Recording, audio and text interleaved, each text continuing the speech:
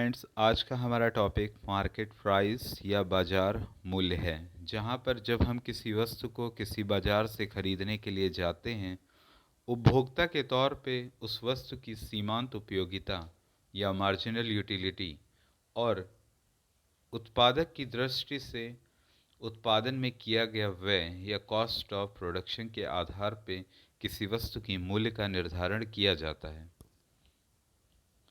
Market price पूरी तरीके से डिमांड और सप्लाई पे निर्भर करती है। जब डिमांड और सप्लाई बराबर बनी रहेगी तो ऐसी कंडीशन में इक्विलिब्रियम प्राइस हो जाएगा, मतलब संतुलन मूल्य हो जाएगा।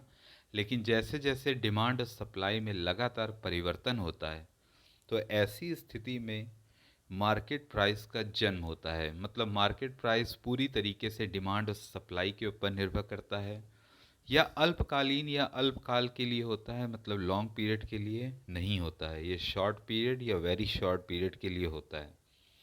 Demand supply temporary equilibrium created market price, ठीक है।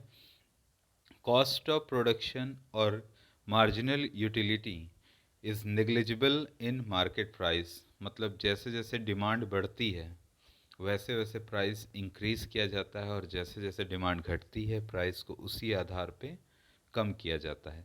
सप्लाई की जैसे जैसे अधिकता होगी उस आधार पे प्राइस को कम कर दिया जाता है, और वहीं सप्लाई कम हो जाती है तो ऐसी कंडीशन में प्राइस को बढ़ा दिया जाता है।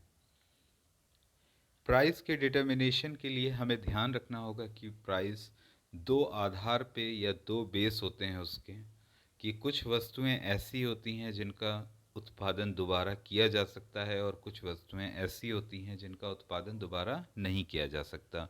मतलब रिप्रोड्यूसिबल और नॉन रिप्रोड्यूसिबल।